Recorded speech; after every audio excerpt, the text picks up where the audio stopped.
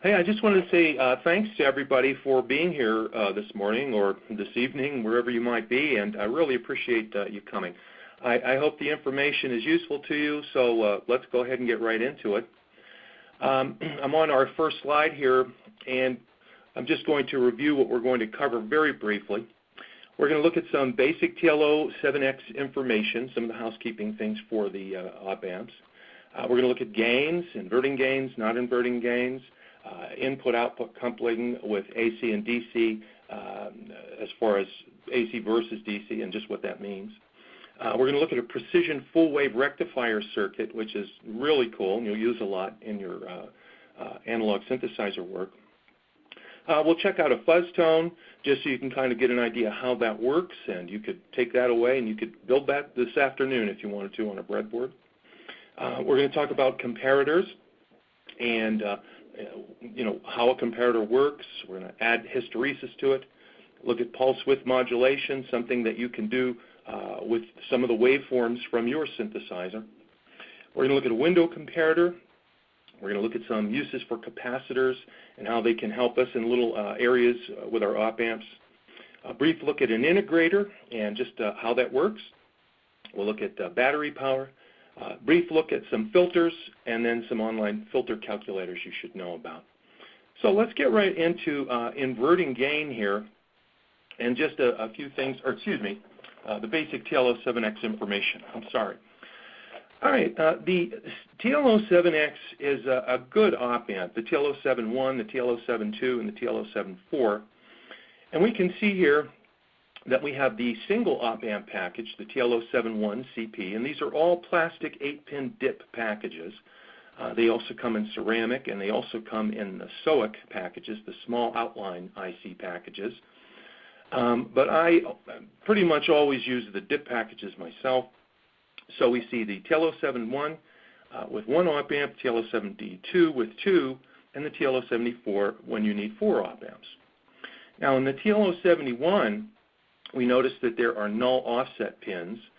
This is something you don't have in the TL072 and the TL074, but we're going to look at how we would adjust offset in those op amps as well.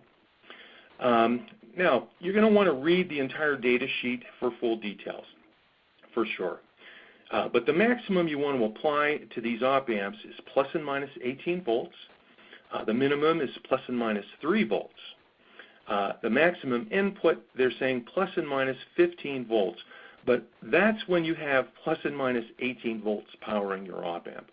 You don't want to go above the supply rails on the inputs of your op amp, or you're going to run into problems, I can guarantee you that.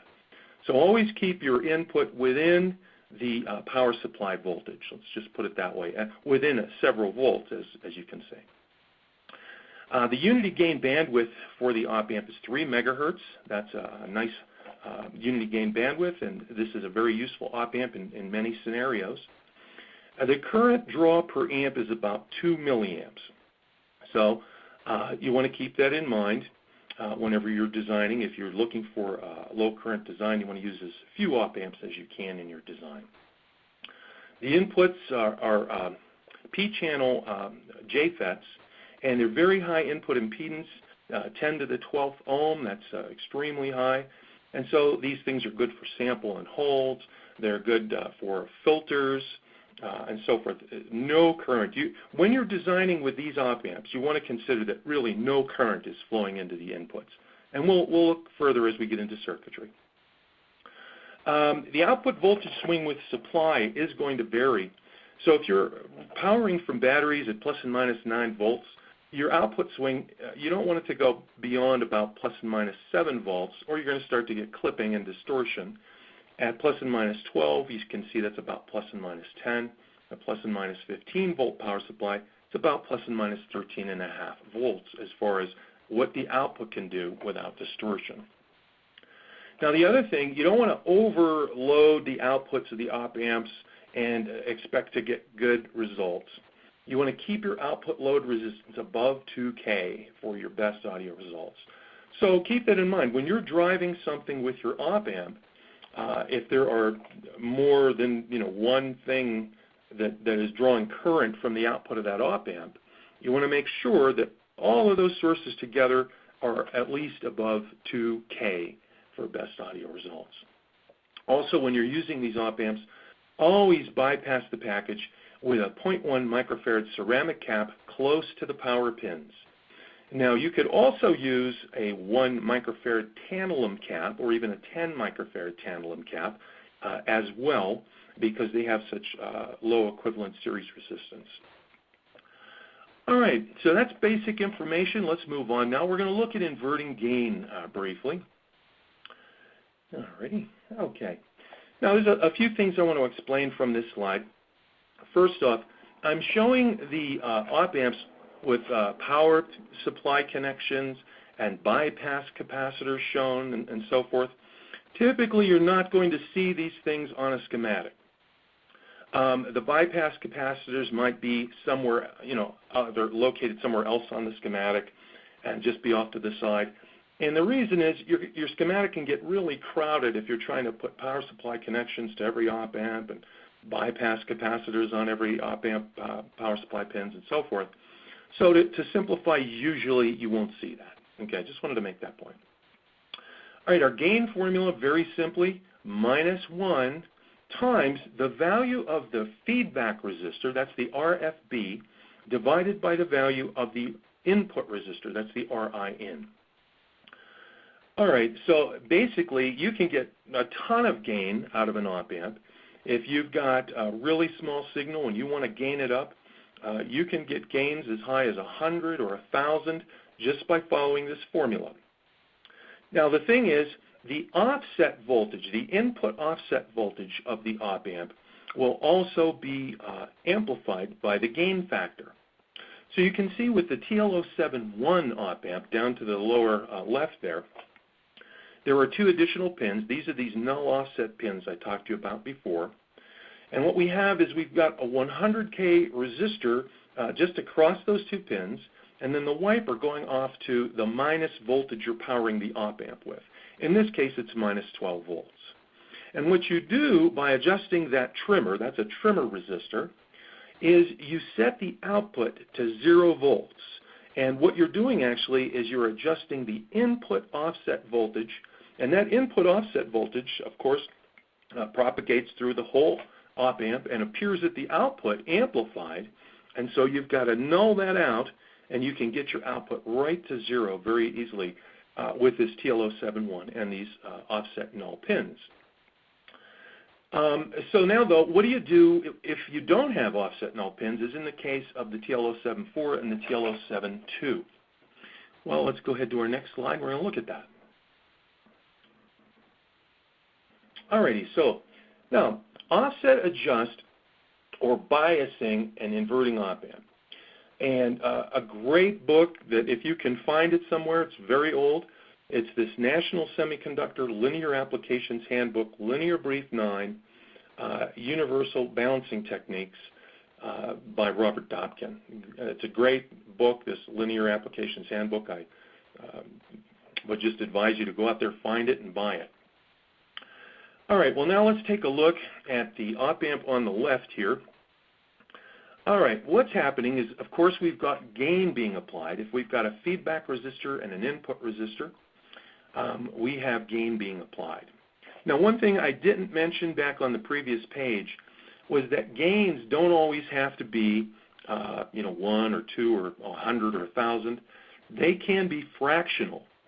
So if I put a larger resistor for my input resistor and a smaller resistor, so let's say I put 10K for my input resistor, this RIN, and 100K for my feedback resistor, I will have a gain of, let me start that again.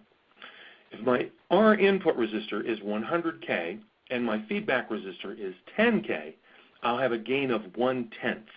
Okay, so keep that in mind. You can get fractional gains in the inverting configuration.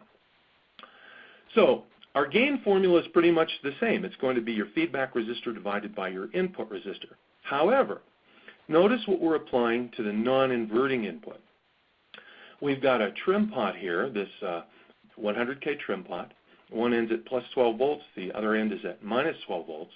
And we're applying that via the pot's wiper to this little resistor divider, RDiv1 and RDiv2.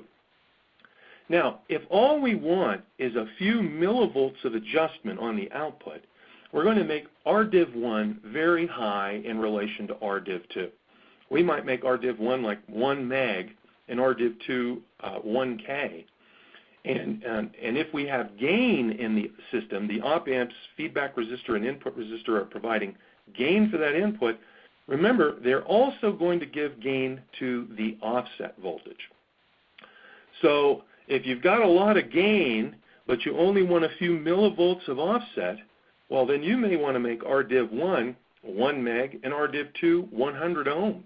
You see what I mean? And the reason is because the offset you're applying to the non-inverting input is going to be amplified by the op-amp's gain factor. So keep that in mind.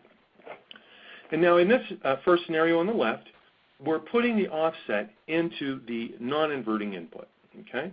On the right, we're applying it to the inverting input. Now let's go back to the left for a second, because not only can you adjust the op-amp's output by a few millivolts, as I've explained, depending on the ratio here of RDiv1 and RDiv2, you could adjust the op-amp's output by volts. So there might be a time when you've got one of your synthesizers that's operating, let's say a triangle wave, and it's plus and minus 5 volts, but it oscillates about minus 5 volts for some strange reason. You want to bring that up. Well, what you can do is you can apply that to an op-amp with a gain of 1, and then by making RDiv1 about, let's say if we said 100K and RDiv2 100K, now we're really applying quite a bit of voltage here to this non-inverting input. We're going to be adjusting the output up and down by volts instead of millivolts. So keep that in mind, and when you need to adjust a signal, when you need to level shift a signal, this is one of the ways you can do it. And now if you needed the output of this op-amp to be in the same phase as the input signal, you could simply put the output into another inverting op-amp with a gain of 1. In other words, your feedback resistor and your input resistor would have the same value. Let's, for conversation's sake, feedback resistor 100K, input resistor 100K. You've just got an inverter here, and it's with a gain of 1.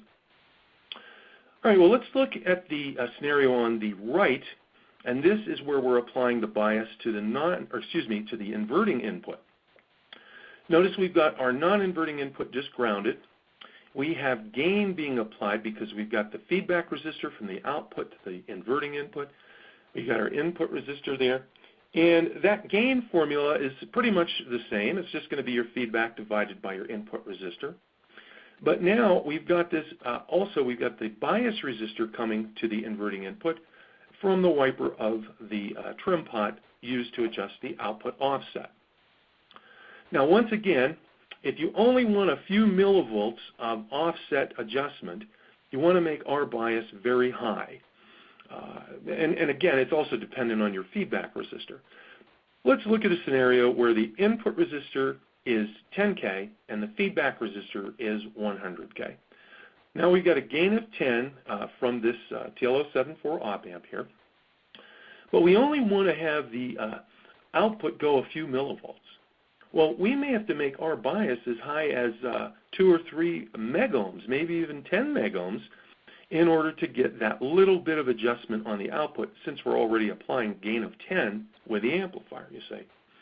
And if you have higher gain, again, you may have to make our bias even lower, or break our bias into a like kind of a 3 resistor divider, where coming right off of the wiper, you'd have a resistor going to another resistor to ground, and then a third resistor basically taking the place of our bias and going into the inverting input.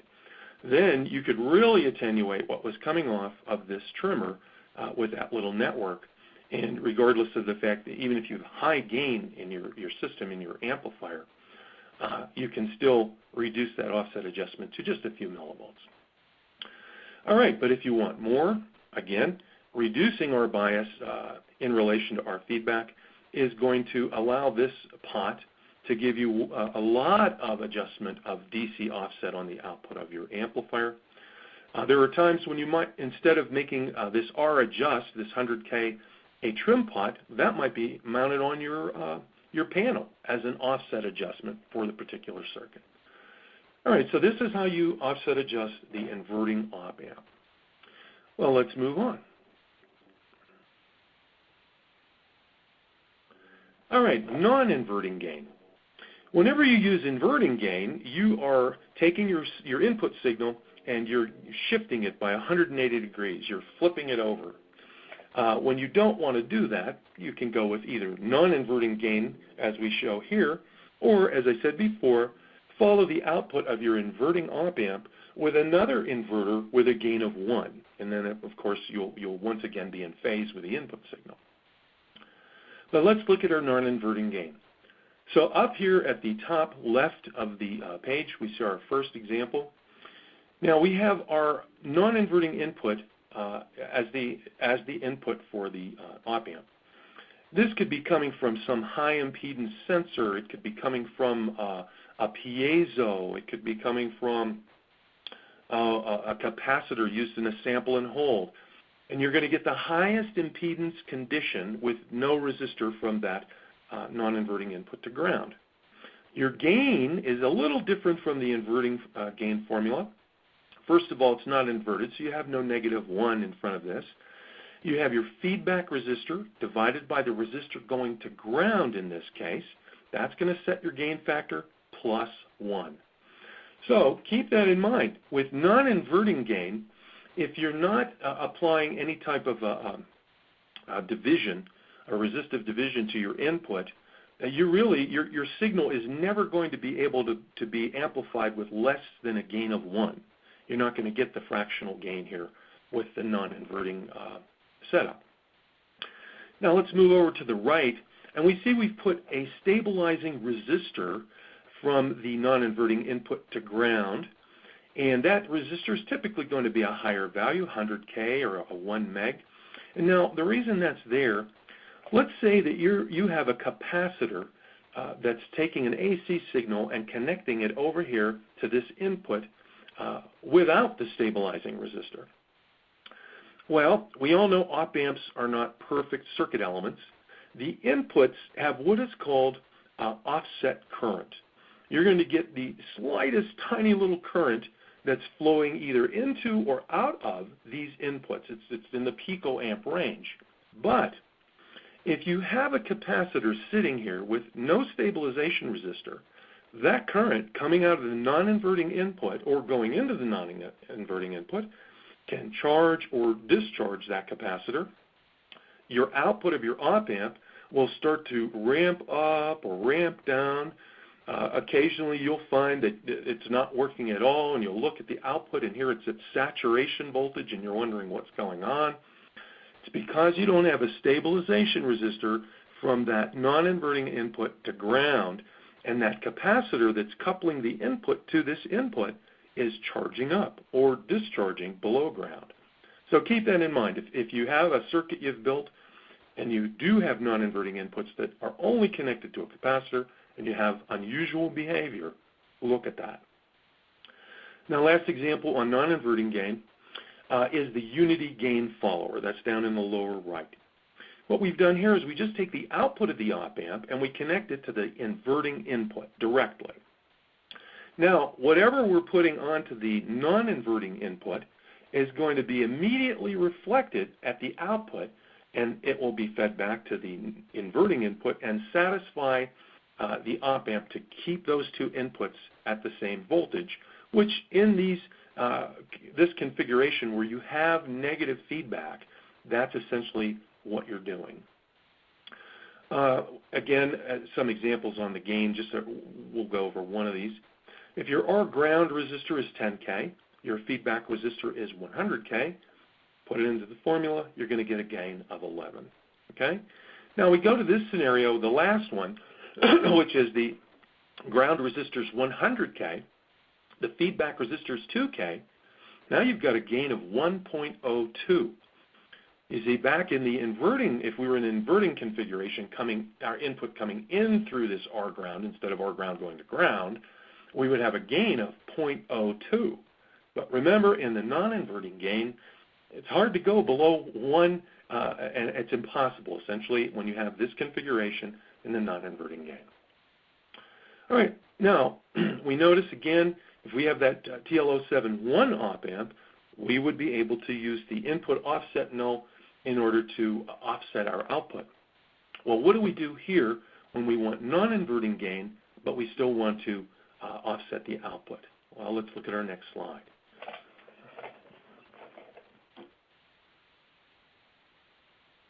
Okay, here is how you offset adjust or bias a non-inverting op amp. And let's talk about this for a while. Okay, we've got our feedback resistor, our RFB. We've got our RGND, our ground resistor. And notice our ground is going to ground, but through this 100 ohm resistor, R2.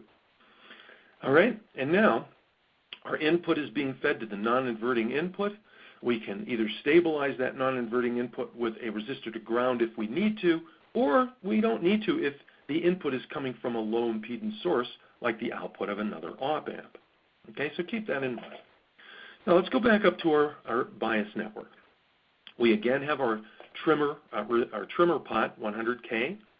We're at plus 12 volts and minus 12 volts on the pot. Now, again, if we only want a few millivolts of output offset adjustment, make our bias very high. Okay?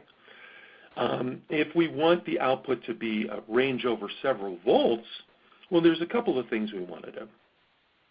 We might want to reduce R2, or excuse me, increase R2 from 100 to maybe 1K, or maybe even 10K, depending on what we make our bias and the gain of the system with our feedback, our ground, and R2, which also goes to ground.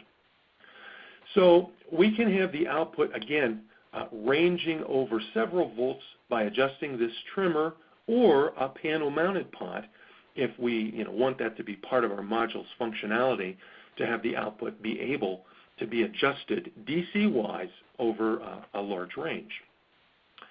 So again, keep this in mind. You'll use this a million times in your designs, and there you go. Let's move on. All right, now we're going to talk about input-output coupling, AC versus DC. You've probably gone over this before, but I'm just going to say it simply. If there is a capacitor in your way, you are AC coupled. Okay? If you don't have a resistive or DC path wherever you're going in your circuit, and there's a capacitor in the way, you're DC coupled. And DC is not going to go through a capacitor. So you are now AC only coupled. So let's look at the non-inverting configuration, AC coupled. What we see is we've got that capacitor going into the non-inverting input. We have our stabilization resistor, which I highly recommend you always use. You could make it like 1 meg, you could make it 100K. But bear in mind, the capacitor and resistor will form a high-pass pole. That's why I typically just make our stabilization 1 meg. Then that pole is so low, you don't really care about it. You're not cutting off any frequencies you're interested in. We're still getting our gain from our feedback resistor and our ground resistor. And that formula is still the same, R feedback divided by R ground plus 1. And we notice on our output, we have another capacitor. Again, to block any DC offset that might be present on the output of the op amp from getting to the next stage of whatever circuitry we're feeding. Well, let's drop down to the non-inverting configuration DC coupled, and what do we see? Well, we're coming into this input. Depending on where the input is coming from, if it's a high impedance source, you want to keep our stabilization. If it's a low impedance source, you really don't need our stabilization. So again, bear in mind one less component.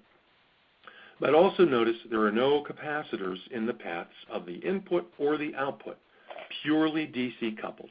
Okay? And that's basically the difference. Let's go ahead to the right of the page, to the top there. Look at the inverting configuration AC coupled. Again, we see capacitors in the path, and that always tells us, well, only AC is going to get through here. DC is not going to get through here. Now, once again, we're going to talk about the fact that the input capacitor and the Rin form a high-pass filter, again, even here in this inverting configuration. Well, why? Well, let's take a look. We notice we have our non-inverting input connected to ground, all right? And as I've said before, the whole job of the output of the op-amp is to keep the inverting input in this configuration at the same voltage as the non-inverting input. And thus, that non-inverting input is called a virtual ground in this kind of a configuration, because the output, if the input's coming in here and it's going positive, the output's going to go negative in order to pull some current out of here and keep this inverting input at ground. You see what I mean? So that's why that's called a virtual ground. Again, only AC signals coming in, only AC signals going out through our 10 microfarad bipolar capacitor. Oh, also bear in mind, these bipolar capacitors, they're made with electrolytic capacitor technology, but it's almost like having two electrolytic capacitors in the same can with their negative sides connected together and their positive poles coming out as the leads, which is a little trick you should know. If you don't have a bipolar capacitor handy in a value, take two electrolytic polarized capacitors of twice the value, put their negative poles together, and use the positive poles as the leads to your now 10 microfarad bipolar capacitor, okay, or 11 microfarad if you use 22 microfarad capacitors. All right, again, dropping down to the inverting configuration, DC coupled, no capacitors in the path. It's really as simple as that. If you put a capacitor in the path of a signal, only the AC part of that signal is going to continue past that point, okay? And also keep in mind the high pass pole you get in the non-inverting configuration AC coupled between the input capacitor and the R stabilization. And remember, you also have a high pass pole with the input capacitor in the inverting configuration between the input capacitor and the value of the R input capacitor, which goes to that virtual ground. Alrighty, let us move on. All right, here we see an application where we have an AC mixer versus a DC mixer. Now, in the AC mixer, we have our inputs into these potentiometers. We're using them as voltage dividers, adjustable voltage dividers, and we're taking from the wiper of the potentiometer, we're going through a capacitor. We are AC coupled. So whatever we're putting into this input, only the AC portion is going to continue on through Rin and then be amplified by this first TL07X. Again, we're on the left side of the page, AC mixer. Now notice we've got our feedback resistor and our input resistors from all of these various inputs. Each of these inputs can be assigned a different gain if you want to, by just making the Rin the value you want for the gain you need depending on the feedback resistor. So let's say our feedback resistor here is 100K. Well, if Rin on the top input was 10K, well, that input would provide us with a gain of 10. If Rin on the second one down was 100K, that input would only provide us with a gain of 1. All right? And if you wanted to attenuate, say Rin would be 1 meg, then we have a gain of 1/10. Now, what we're doing with the output of that first mixer amp is we're going through 10K resistor into the inverting input of an amplifier that has a 10K resistor from the output to the inverting input, and it is an inverter with a gain of 1. So our signals will now be back in phase with the input on the output. All right, let's go over to the DC mixer. In the DC mixer, we're not using capacitors on the input or the output. We want to keep the DC in the signal. Let's say you're mixing the output of an ADSR and the output of a low-frequency oscillator on two of these inputs. Well, if it was AC coupled, it really would be kind of lame because you'd only get the attack portion, part of the attack portion of your ADSR, if it was set to real high attack. But in this case, it's just going to follow whatever the DC voltage that's coming out of your ADSR is. It could be the slowest attack in the world, and this guy doesn't care. He's going to just let that DC go on through this system. We're going to mix the signals in the first amplifier. And once again, the feedback resistor and the input resistors will determine the gain for each of these inputs. You can have a different gain on each one if you want. Now, here's the thing to bear in mind with the DC mixer, is that when you're inputting, let's say, an ADSR in one channel, a low-frequency oscillator in one channel, and another low-frequency oscillator yet in another channel, and these guys are going, let's say, plus and minus 5 volts, and they're oscillating about ground. Well, if all three peaks give us some kind of a constructive interference where essentially they grow, you're going to have a 15-volt peak, and you may well clip depending on how you're powering your op amps. So in these DC mixers, you want to keep your gains low, maybe even a gain of 1, I would suggest. Once again, coming out of the output of the mixer amplifier, we go through a 10K resistor into a op amp with a 10K feedback resistor, gain of 1. All of our modulation signals are now back in phase with the inputs, and we're ready to go. So there's some applications showing AC coupling, and in the AC side, again back to the left side, you're going to be putting audio signals in here, guitar signals, microphone signals, synthesizer signals, those types of signals that you want to mix in an audio fashion. The DC mixer, control voltages. That's basically what you're going to mix there. Now, can you mix audio signals through the DC mixer? Absolutely. As long as they're oscillating about ground and they don't have a lot of DC offset in them, this would work fine. You could go ahead and mix them. They'll be fine. All right, so that's AC coupling, DC coupling, and an AC mixer and a DC mixer, just to show you how those things work. Let's move on. All right, now we're going to spend some time talking about the active precision full wave rectifier. This is the totally cool circuit. You'll use this all the time for envelope followers, or when you want to make an instrument to gate signal, all types of things. These are in the vocoder. The MFOS vocoder uses a lot of precision full wave rectifiers.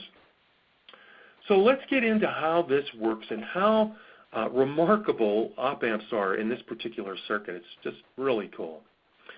All right, what the thing about rectifiers is, when you use just diodes require about 600 millivolts before they even begin to conduct. You need to forward bias the diode in order to get it to conduct. So if you want to rectify a small amplitude signal, well, that's going to pretty much get in the way because you can't even get the diode to conduct until 600 millivolts. Well, what can we do to fix that? Well, let's see how this works. It's ingenious. I wish I knew who invented this, but I don't. I'll just tell you that. If someone does, if they want to put it out in the chat, that'd be great. But this circuit's been around a long time, but let's go through it now. All right, so we see our input signal over here to the left of the page. It's this sine wave, and it is starting to go low. It's starting off by going low. So what's happening? We're going to drop the voltage directly on R3 and feed it into the non-inverting input of the op amp. Now, the output of the op amp, notice two things are happening right now. D2 and D1 are not conducting. Neither of them are turned on because when we just are starting to go down from the baseline, we're basically at ground, and we're just coming down a few millivolts, let's say. So what happens here on the output is that it starts screaming to get to negative saturation. That's that red line. So the first red line is the op amp starting to go toward negative saturation. But it gets down to the point where D2 begins to conduct. And D2 starts to conduct, And we can see, as you move over a little bit, you see those little negative going dips that are by R4. That's what you see at the non-inverting input of U1A. Now, keep in mind that U1A, if we look at its feedback resistor, it's 10K. Its input resistor is 10K. So this is going to be giving us a gain of 1 in an inverting configuration. But when we're coming in through the non-inverting input with these negative going spikes, they are going to have a gain of 2 applied to them. All right, so if you follow the orange arrow, you go up, and you see what you would see if you were just putting in those negative peaks. They would be getting that gain of 2 applied to them, and that's basically what they look like. But, of course, they're mixed with the signal that's coming from the inverting input of U1. Now, what am I talking about? Remember what the job of the op-amp is to do. In this configuration, when we have inverting feedback, it is trying to keep the inverting input at the same voltage as the non-inverting input.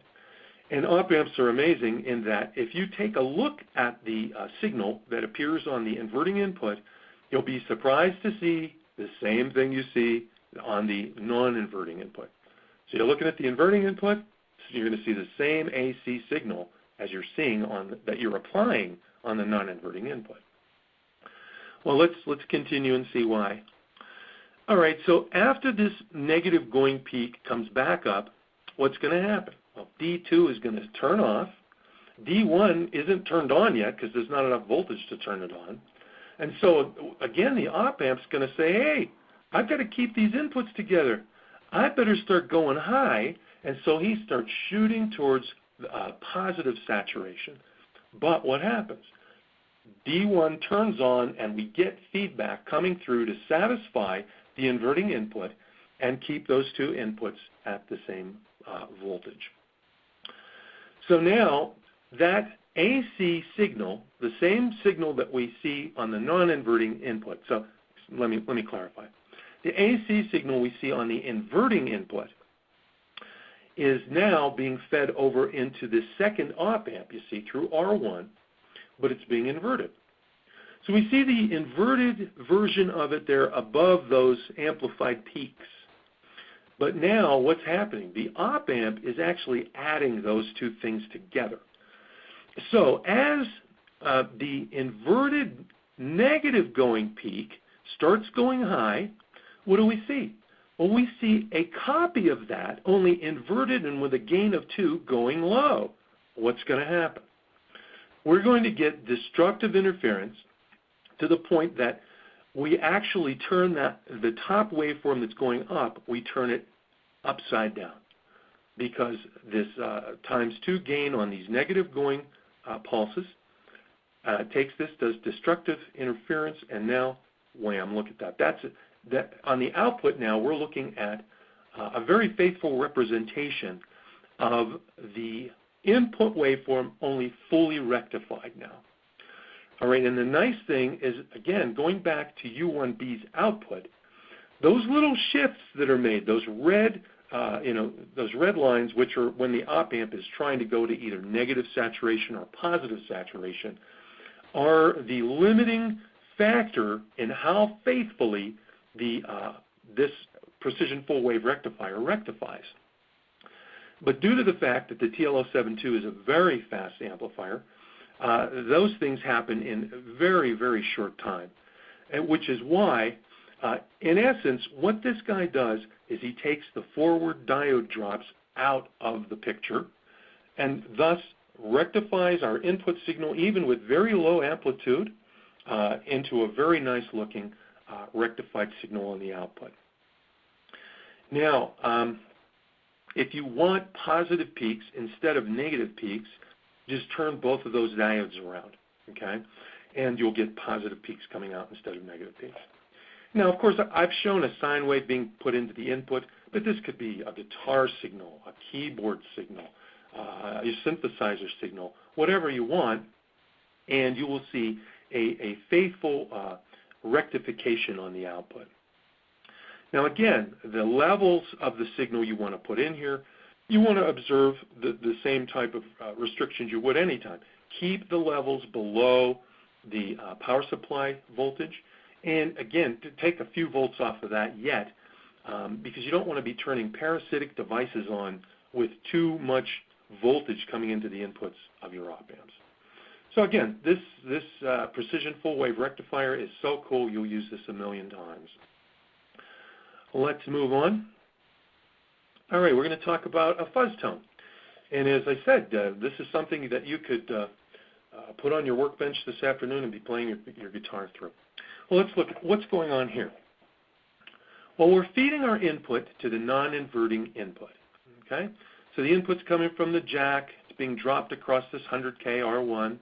We're going through this 0.033 microfarad, and that's really not a, in this particular instance, that's not a critical value. That could be 0.1, it could be, 0.05. We're dropping then on this 1 meg or 2, and then that signal is being applied to the non-inverting input. Now, on the inverting feedback, we have a lot of gain. We've got a 1 meg resistor R4 between pin 6 and pin 2, the output and the inverting input. And we've got a 10K resistor going to ground. Now, let me think here. I think that's going to give us like a gain of 100. All right, so we're really going to be gaining up our guitar signal that we're putting in here. So what's going on with these two diodes that are in the feedback network? Well, when the output goes above the forward voltage of D1, D1 is going to turn on and he's going to clip the signal and keep the signal from going above the forward voltage of the diode. And he's going to feed back to the non-inverting input, and he's going to satisfy the op amp's desire to keep the the non-inverting and the inverting inputs together as far as voltage is concerned. It wants to keep them at the same voltage. Now, when the output goes low, it's going to eventually turn on D2. D2 then will limit the low excursions again to -6 volts.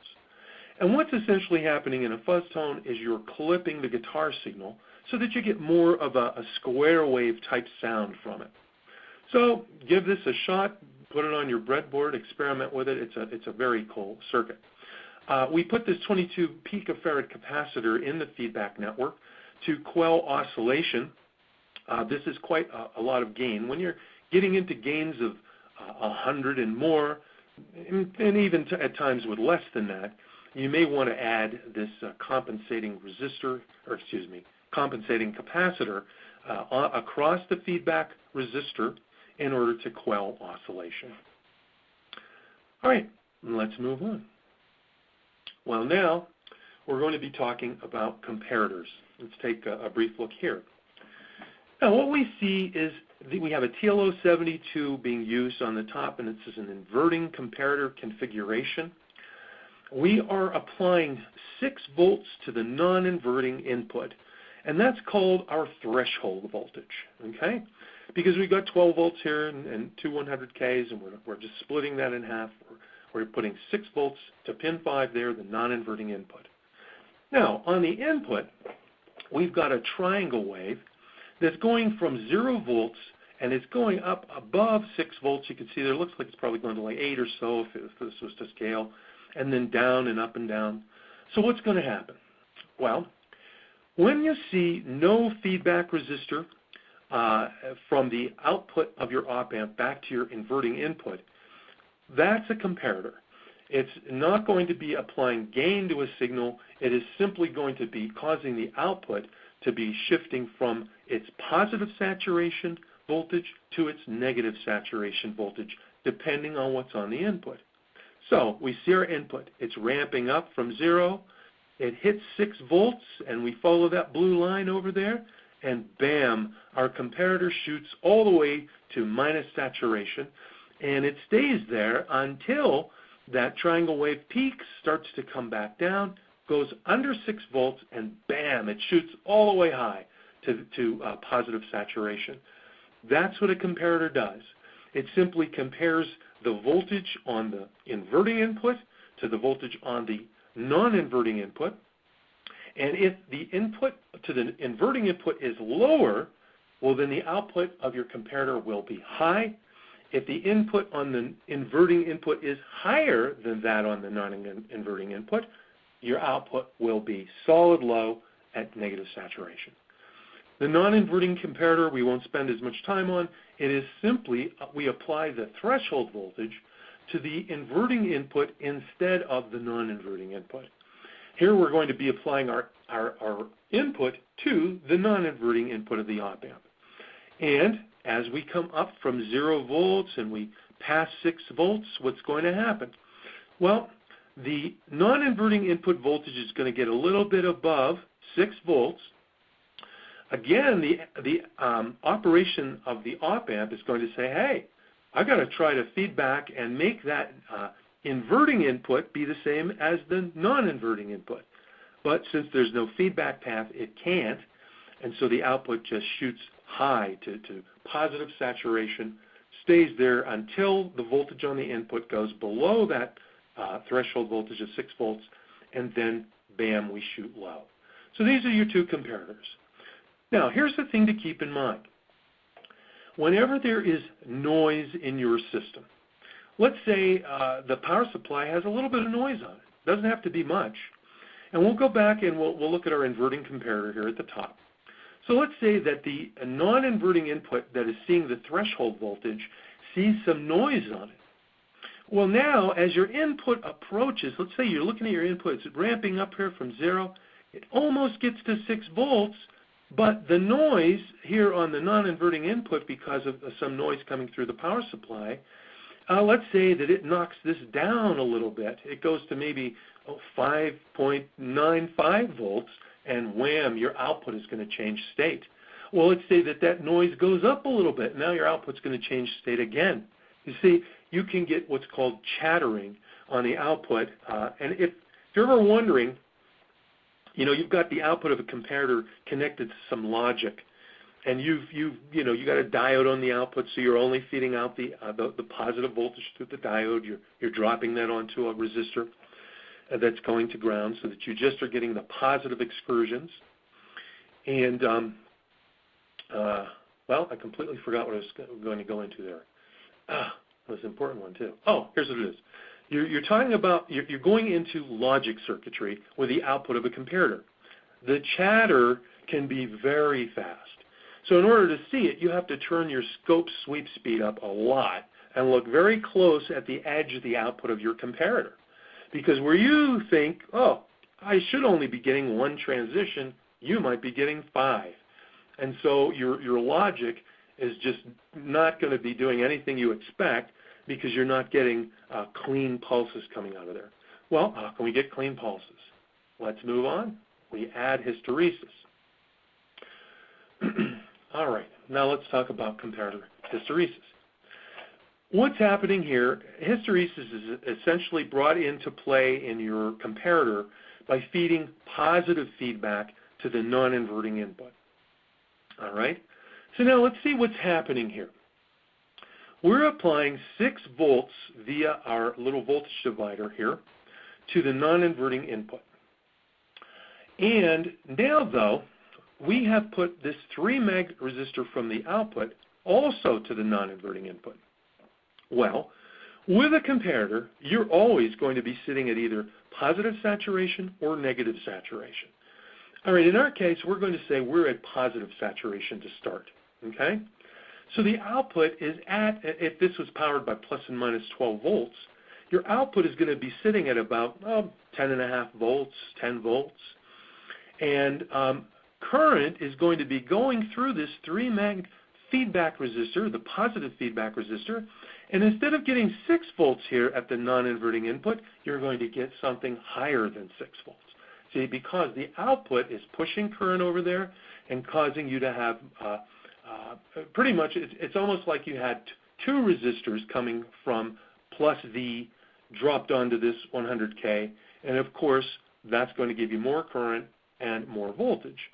So the voltage might be 6.2 volts whenever the output is fully at saturation, positive saturation. So what does that mean? Well, let's look at our input now. Well, our input is starting from 0 volts, and he's ramping up. Again, we have a triangle wave, ramping up. Well, he gets to the 6 volts. Nothing happens. Well, that's because the non-inverting input is being held slightly above 6 volts. Oh, see, that's the dotted line up there that's above the 6 volt line. We finally get to there, and the output shoots low. Well, now what's going to happen? The output is sitting at minus saturation of the op amp, and current is going to be sucked into the output through the 3 meg and lower the value of the voltage sitting here on the non-inverting input. So now we're going to start going low again with our triangle wave. Let's look at that. We're going low from that first one. We go through the 6 volts. Nothing happens because now the voltage is lower than 6 volts here on the non-inverting input. We finally get through that low threshold, and bam, it shoots high again. So what is the hysteresis protecting us from? Well, it's protecting us from noise on the non-inverting input or the input itself. And that noise can range within the plus and minus within the hysteresis zone on the signal at any time. Okay, as long as you're within the hysteresis zone, you're not going to be causing a lot of chatter, any chatter really, on the output of your comparator. So keep that in mind. If you're driving logic with your comparator, put some hysteresis on your comparator so that you don't get the chatter, you don't get the unexpected behavior in your logic circuitry. All right, going to the non-inverting comparator with hysteresis. It's now we have our output coming from the output of the op amp through the 3 meg back to the non-inverting input. And again, the ratio between this input resistor, in this case this 100K, and this 3 meg is going to determine how much hysteresis you have. The lower you make the input resistor value, the lower the hysteresis. The higher you make the feedback resistor's value, the lower the hysteresis. Okay, but the opposite is true. The higher you make the input resistor, the higher the hysteresis.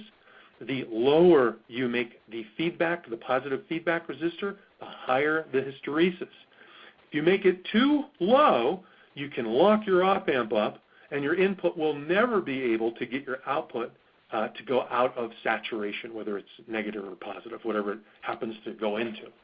So bear in mind, if you have a stuck comparator somewhere in something you're designing for one of your modules, and you've got it on the workbench, you're working with it, you might have too much hysteresis.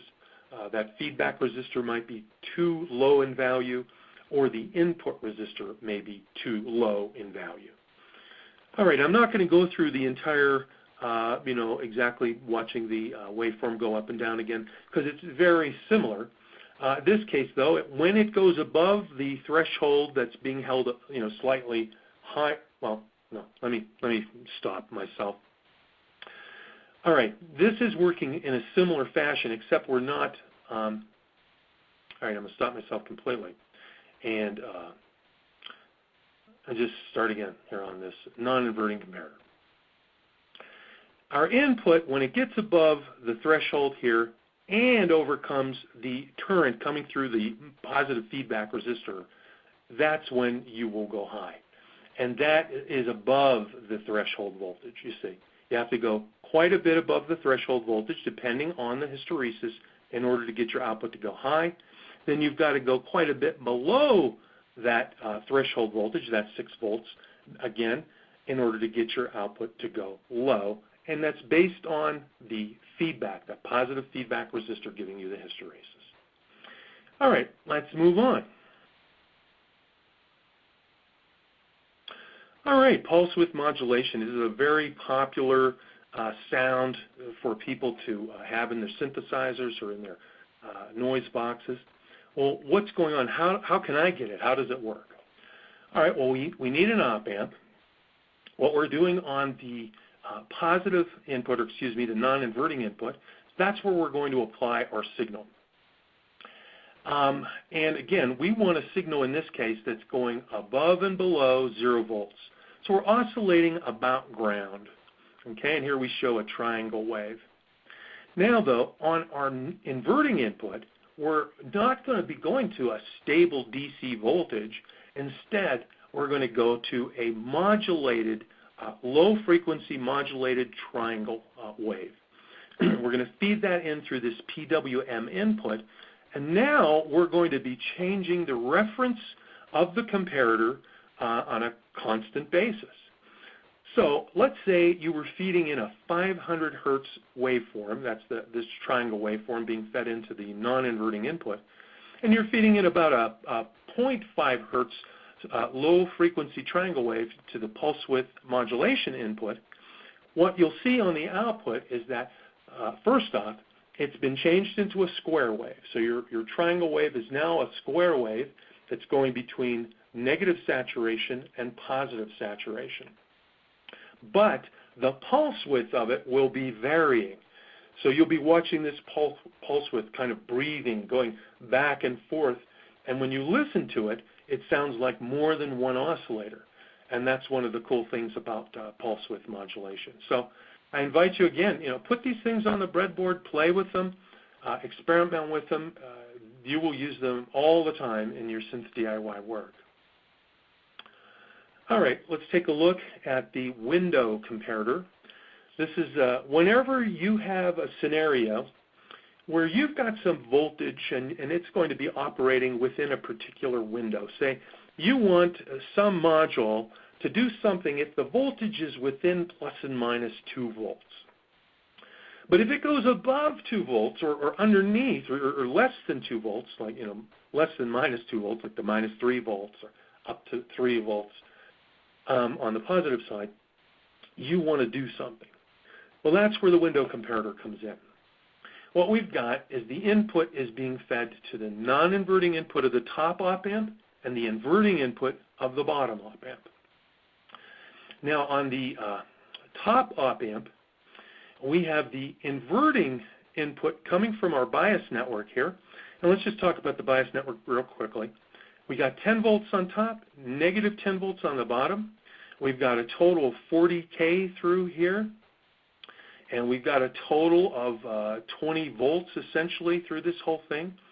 So we are going to be dropping, let's see here, I think plus 5 volts and minus 5 volts across this 20K resistor. So on our top comparator, the only time the output is going to go high is if the input, that non-inverting input, goes above 5 volts. Now let's go down to the bottom comparator.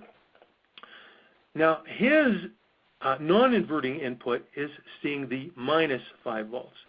Now the only time that his output is going to go high is when that inverting input goes below minus 5 volts.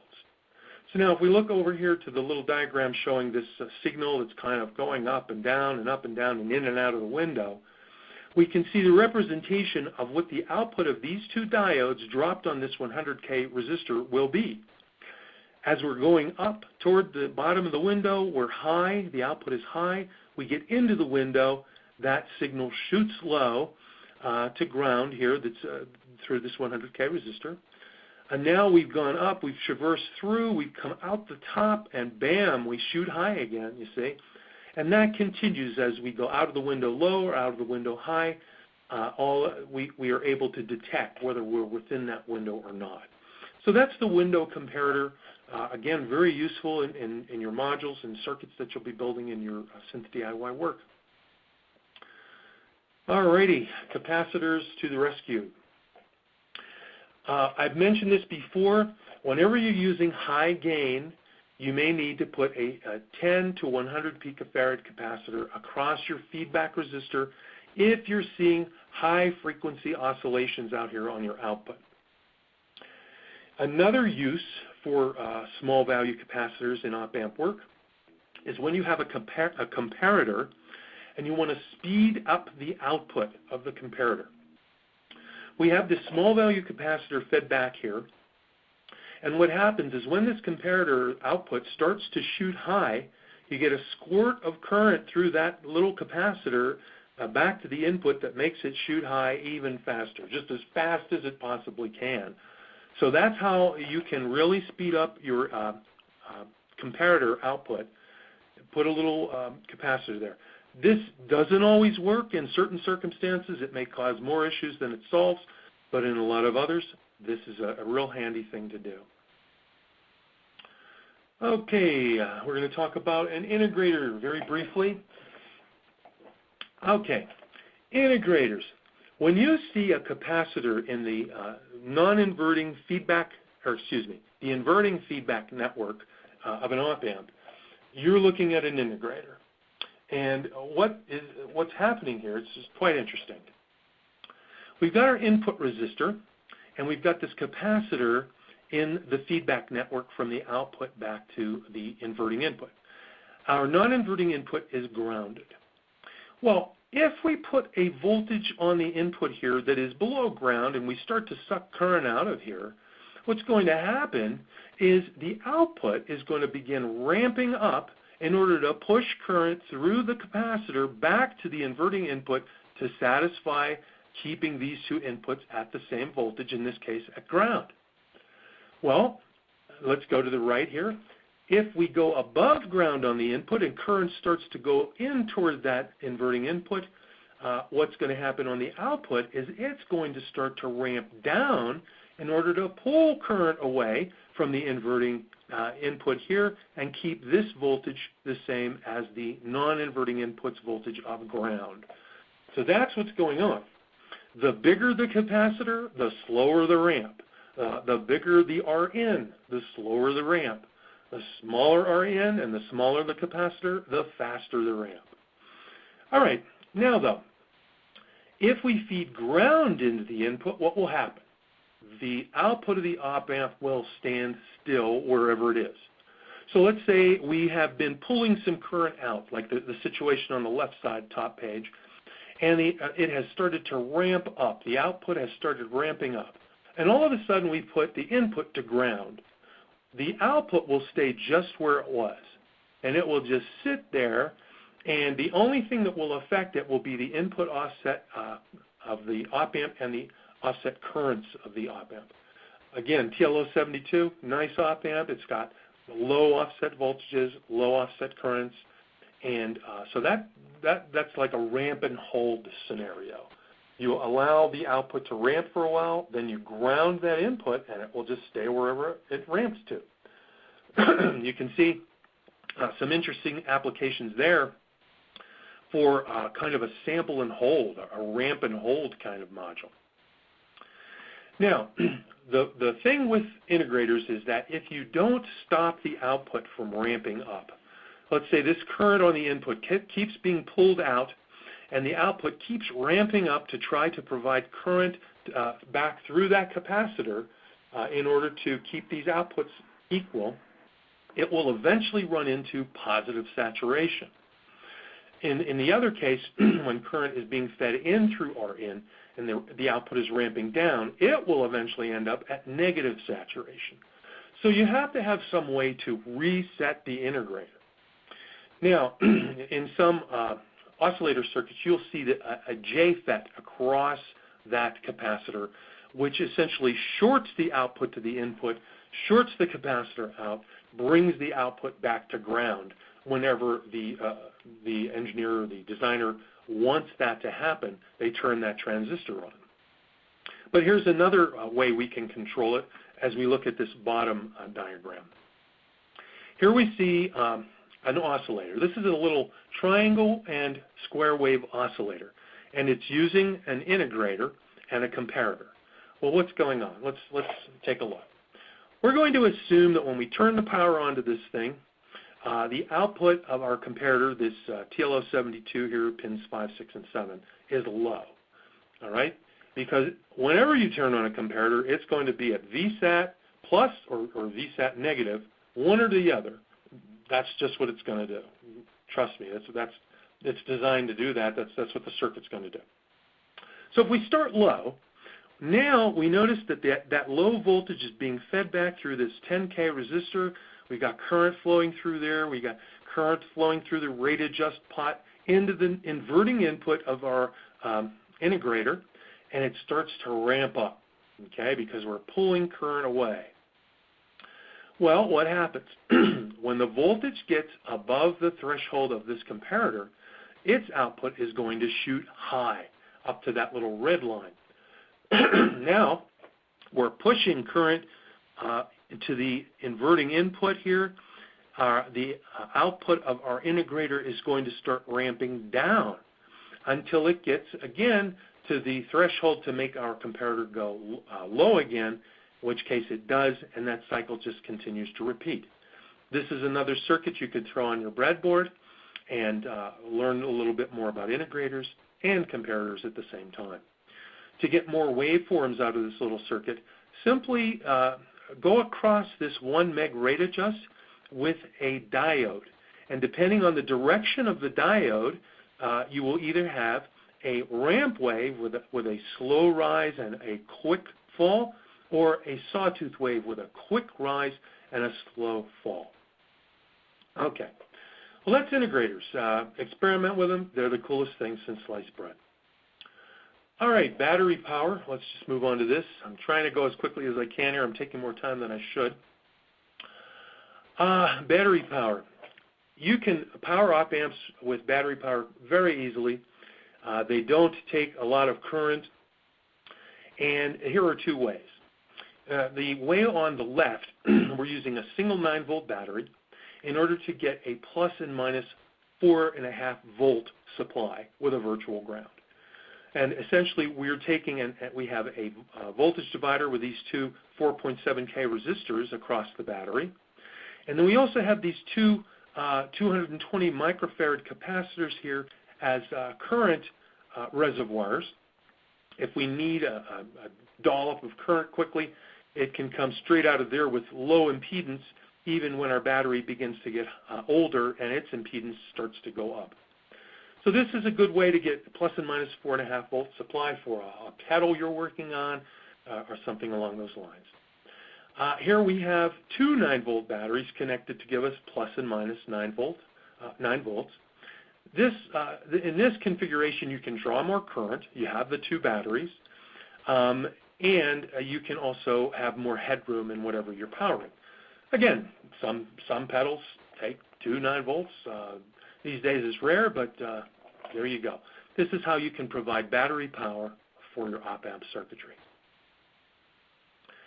All right, again, very brief look here at active low-pass, high-pass, and band-pass filters.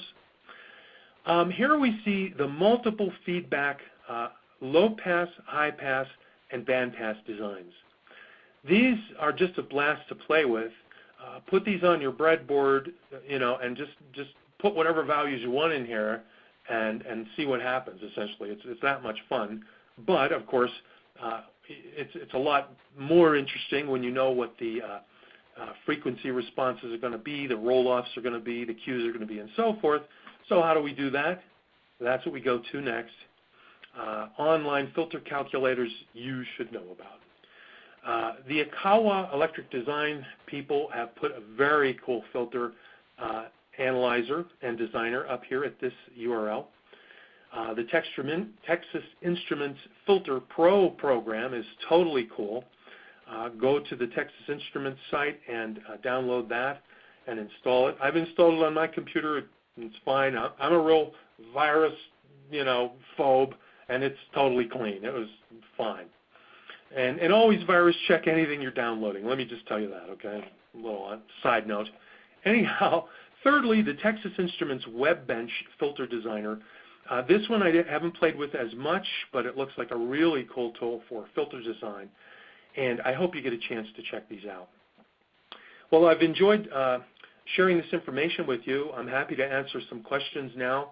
And I hope that you're able to take something away from this and put it to work in your own analog synthesizer designs and work. So I guess I'll go ahead and ask Yasmina now. Let's go ahead to question and answer. Sounds outstanding presentation, Ray. Thank you so much. Folks, we are going to take just a couple of questions as we are a little bit over the top of the hour. And let's start in just in the order they came in here. Lots of folks asking about polarized caps. So Nathan asks, why do you have a polarized cap on the input? What's the difference between a polarized and non-polarized practically?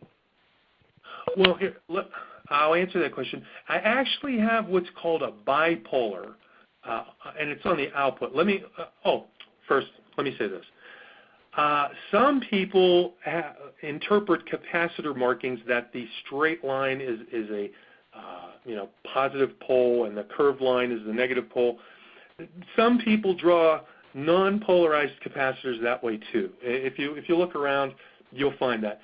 Whenever I have a capacitor and I want it to be polarized, I put a plus by the straight side. If there's no plus, it's not polarized. So even though it may look like, you might have seen a symbol before that looked like that was a polarized capacitor, in this case it's not. You don't have polarized capacitors on your inputs. And on the outputs, I'm using bipolar capacitors, which are also, they're the aluminum electrolytic technology, but they're not polarized. Thank you. A few folks would like to know about LEDs. Can those be used in circuits for visual feedback? Oh, absolutely. You can drive LEDs with the outputs of op amps. I would, as I say, reduce the current somewhat so that you get a faithful representation of whatever you're trying to amplify. But the output of an op amp can be used to give you a variable brightness in an LED very easily.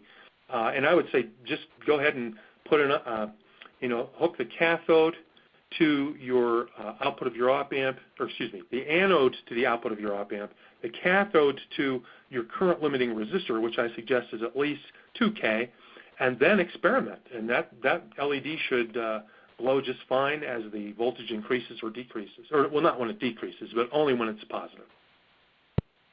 Great, thanks. Just a couple more questions here. Let's take a look. Mark would like to know, are only active filters able to resonate, or can passive ones as well? Well, I think it depends on what you would be applying to the filter. You could get a passive filter to resonate, I'm sure. If you hit it with a real fast rising waveform, you will get some type of ringing. But it's far easier to use op amps because you don't have to have the large inductors that you would need to make really cool active filters.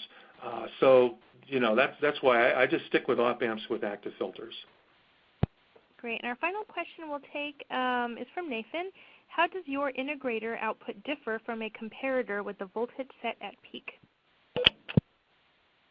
Well, the integrator's output, it will eventually ramp up to V saturation, or it will ramp down to negative saturation of the op amp, but you try to keep it from doing that. Once the comparator has ramped up to V saturation, it's no different than the output of a comparator that is also sitting at V saturation, but the function of the two circuits is quite different. Excellent. And with that, folks, we are going to say a very big thank you to Ray for presenting a really outstanding and informative webcast for us all today. And we thank you for sharing all your knowledge and expertise with us, Ray. You're 100% welcome. Thank you very much. Thank you, everybody, for being here. Folks that attended, we thank you for attending and hope you benefited from it. And we did have attendees from all over the world today, so we appreciate those of you who got up early and had to stay up late. So thank you so much. Lots of outstanding questions coming in from the group chat, Ray. Be happy to share that with you. Very exciting event here. Folks really enjoyed it. Folks, as we close out, we do want to let you know that we did push out a little code to you all in your group chat. So if you didn't open that group chat, please do open it. There's some information there to save you some money as a thank you for attending our event today. We have a special discount on Ray's book for you, again, as a thank you for attending the webcast today. We invite you to take advantage of that, and you can save some money on the ebook or print version, and lots of good information there to really help you with your day-to-day. Again, thank you, Ray. Thank you, everyone. This will conclude today's webcast. Goodbye, everybody.